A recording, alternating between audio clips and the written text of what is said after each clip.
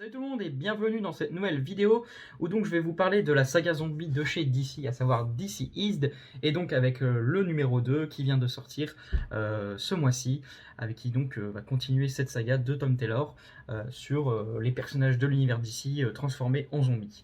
Voilà. Avant de parler donc du tome 2 et de la nouvelle sortie, je vais faire un petit retour sur la saga qui a été publiée jusqu'ici et tous les tomes que vous pouvez retrouver et qui sont dispo. Alors avant, bien sûr, il y a le premier tome qui est sorti, donc qui va vous raconter l'histoire originelle, que je résume très vite fait, donc avec Cyborg qui se retrouve contaminé par l'équation d'antivie que Darkseid a réussi à trouver, et cette équation d'antivie va tout simplement contaminer toute la population sur Terre, enfin en tout cas une très grande partie, parce que c'est un virus qui se transmet à la fois par le sang, mais aussi par toutes les technologies, donc le Internet, les réseaux sociaux, ce genre de choses, donc forcément ça va se transmettre à une vitesse fulgurante. Donc beaucoup de héros vont être contaminés, vont trouver la mort, il va y avoir beaucoup d'actions, de retournement de situation, ce genre de choses. C'est vraiment gore, c'est un récit zombie, quoi, donc là Tom Taylor se lâche vraiment et fait vraiment des morts des fois assez spectaculaires et vraiment tristes par moments et voilà, et forcément, quand on aime beaucoup les personnages, on va avoir beaucoup de pincements au cœur en lisant ce genre de récit. Vous pouvez vous y attendre. Avec un récit zombie, en général, il y a toujours des morts, quoi. Et là, Tom Taylor déroge pas à la règle et il va vraiment se faire plaisir vu que c'est un récit hors continuité. Voilà, donc ça, c'est vraiment les événements du premier tome. Et après, il a fait deux spin-offs avant de faire la suite. Donc DC Is Unkillables, qui est sorti dans un premier temps, qui lui va se concentrer un peu plus sur un groupe de vilains et anti-héros avec Red Hood et Deathstroke, Cheetah par exemple, qui vont être mis en avant. Et voilà, et ça se passe un peu après les événements du premier tome. Voilà, donc en termes de chronologie, c'est un peu une suite, mais en même temps, je crois qu'il y a certains événements qui se passent aussi pendant, donc c'est un peu un entre les deux. Je suis pas sûr, hein, mais je suis sûr qu'il y a des événements qui se passent après. Est-ce que ça se passe aussi un peu pendant ou quoi, je ne saurais plus vous dire à 100%. Niveau dessin, les deux spin-offs sont vraiment pas mal. Celui-ci est dessiné par Karl Moster, et franchement, c'est vachement beau, comme vous pouvez le voir. Et aussi, c'est bien sanglant et bien gore avec une scène de Deathstroke, voilà. Je vais pas en montrer non plus beaucoup plus. Et puis on a donc DC Is de Up at World's Ends, qui lui se passe pendant les récits du premier tome et va un peu étoffer l'intrigue et les relations qu'ont les personnages, mettre certains personnages qu'on n'avait pas forcément vu beaucoup dans le premier tome, à savoir par exemple le Martian Mentor ou encore Black Adam qui était absent du premier tome. Voilà, donc un tome que j'ai un peu plus préféré, celui-ci, pour le scénario, parce qu'il va se concentrer sur des personnages qui me parlent un peu plus. Voilà, Deathstroke, Red Hood, tout ça, c'est pas des personnages qui me passionnent outre mesure, mais ceux qu'on va voir et mettre en avant dans ceux-ci sont plutôt, me parlent plus et me plaisent plus, donc forcément j'ai un peu plus aimé l'intrigue dedans. Par contre, pour les dessins, là-dedans, il y a beaucoup de dessinateurs, et je retiens moins les dessins, quoi. Il y a pas vraiment un style graphique très prononcé, là où pour Unkillables, c'est assez marquant et au moins c'est uniforme, quoi. Donc voilà, ils ont chacun un peu leur côté négatif, en termes soit d'un côté pour le scénario, soit d'un côté pour les dessins. Voilà, je parlerai des dessins qu'on voit par exemple dans les premiers tomes de Taylor Erskine, non, Trevor pardon, Erskine, en parlant du tome 2 vu que c'est le dessinateur. Mais en tout cas, le premier tome était vraiment bon. Du coup, je vais quand même en parler un peu. Le premier tome était vraiment très beau et était vraiment beau. C'est un style assez particulier et assez sombre, quoi. Mais bon, ça fonctionne bien pour ce récit, je trouve. Donc là-dessus, pas grand-chose à dire.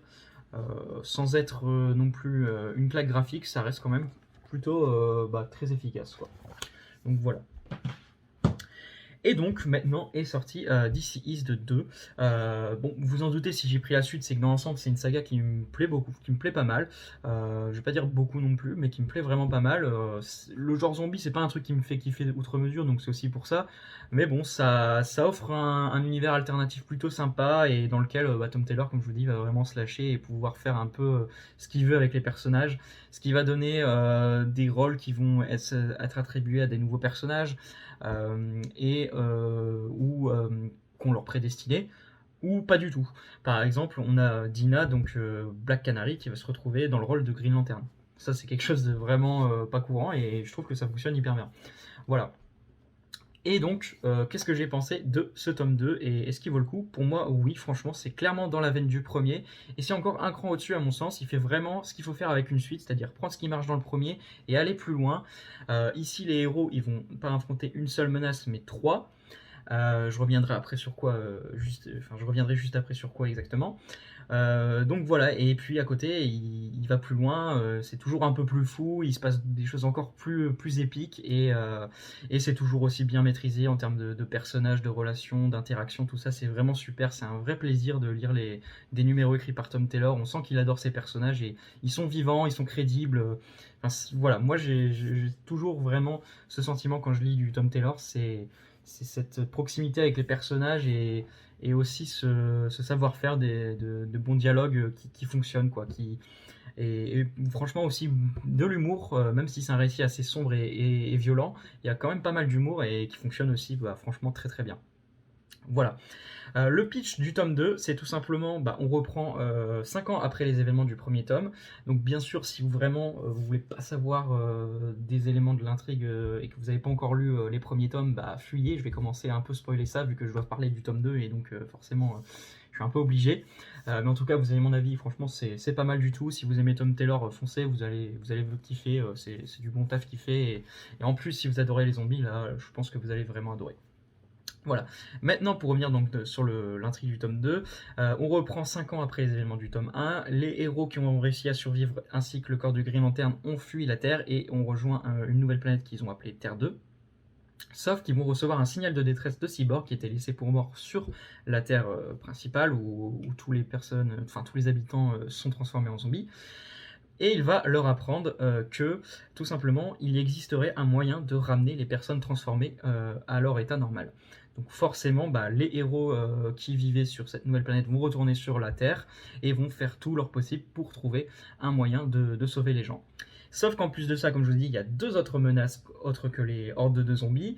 On va avoir d'un côté une menace du type magique avec Trigon qui va débouler des enfers pour tout simplement foutre le feu sur Terre, quoi, tout simplement, hein, tout détruire sur Terre et tout ce qui y habite. Et on a aussi un groupe de super criminels, super puissants, enfin puissants dans le sens ils sont riches, etc. Et qui vont vouloir tout simplement éradiquer aussi tous les zombies avec les robots Amazo, donc qui sont codés sur la Justice League et qui permettent bah, tout simplement d'être très redoutables. Donc, et ils en ont toute une flopée, donc c'est clairement une très grosse menace. Donc voilà, comme je vous dis, les héros vont vraiment être sur tous les fronts et Tom Taylor maîtrise son intrigue et sait toujours où il va et va toujours réussir à nous surprendre aussi par moments. Donc ça, c'est vraiment cool. Voilà. Pour la partie graphique, c'est comme je vous dis, c'est dans la veine du premier tome. C'est toujours Trevor Hersin et franchement, c'est plutôt cool ce qu'il nous fait. C'est peut-être même un peu plus maîtrisé, je trouve. J'ai trouvé quand même ce tome 2. Donc ça fait vraiment plaisir. Il y a une petite amélioration, j'ai trouvé. Et franchement, c'est plutôt kiffant. Par exemple, voilà cette scène d'intro où on a tous les nouveaux membres de la Justice League, donc avec la Green Lantern, donc Black Canary, John, donc le fils de Superman qui est dans le rôle de Superman, Damian dans le rôle de Batman. Ça fonctionne hyper bien, cette scène elle est trop cool et plein d'actions, de bons dialogues, c'est vraiment kiffant quoi. C'est vraiment le genre de scène typique qui fait que j'ai vraiment bien aimé le récit. Voilà. Donc que dire de plus? Après voilà, encore une fois, petit bémol, c'est qu'en soi, c'est pas non plus une intrigue qui va qui est très complexe ou quoi, mais enfin, c'est pas ça le terme que je cherche exactement, parce qu'en soi, une intrigue n'a pas forcément besoin de complexe pour être bonne, mais Tom Taylor va pas non plus réinventer la roue, ça malgré certaines propositions pour des personnages assez intéressantes ou quoi, la trame de fond reste classique et on est en terrain connu et voilà. Mais bon, ça reste quand même bah, très efficace quoi. C'est juste ça et le petit côté zombie mélangé à l'univers d'ici, c'est plutôt cool et voilà. Et je pense que c'est le moment où il faut s'arrêter. Je pense que s'il y a un troisième ou quoi, ça pourrait commencer à devenir un peu redondant et il y aurait plus vraiment de surprise, tout ça, et l'aspect voilà nouveauté avec les zombies et d'ici, je pense s'essoufflerait un peu. Donc je pense que là c'est parfait. L'histoire en plus pour moi peut vraiment se conclure. Il y a peut-être un élément d'intrigue qui a laissé en suspens à propos de Darkseid, j'en dis pas plus, mais à part ça, pour moi ça pourrait clairement se conclure comme ça. Donc voilà, pour moi, je pense que pas besoin de continuer et que bah voilà, la suite est à la hauteur. Comme je vous dis, ça reprend le premier et ça le peaufine un peu et ça va encore un peu plus loin. Donc pour moi, c'est le contrat est rempli et je vous le conseille vraiment. Si vous avez beaucoup aimé jusqu'ici, bah, vous allez, je pense, kiffer ce tome 2. Donc écoutez, j'ai fait à peu près le tour pour cette saga. Encore une fois, si c'est pour donner un avis global sur la saga, je vous la recommande. C'est du bon comics. D'action avec une vibe assez horreur et tout ça avec tout ce qui est la partie zombie. Donc vraiment de la bonne cam et vous pouvez y aller. Franchement, c'est du tout bon.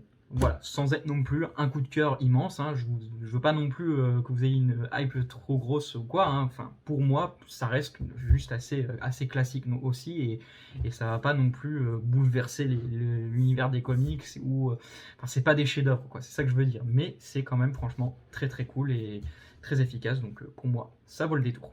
Voilà. Bah écoutez, n'hésitez pas à donner votre avis sur DC East 2 et sur la saga dans son ensemble dans les commentaires. Est-ce que pour vous, il faudrait continuer ou pas? Enfin voilà, ce genre de choses. N'hésitez pas à interagir dans les commentaires. Je serai vraiment très content de vous lire et de vous répondre. Moi, je vous dis à très bientôt pour normalement la vidéo de Future Ends. Qui devrait sortir. Non, Future States, pardon, Future Ends, c'est autre chose. Désolé, je suis confondu. Donc à très bientôt pour cette vidéo. Je pense que ce sera celle-ci la prochaine. Prenez soin de vous. À plus tout le monde.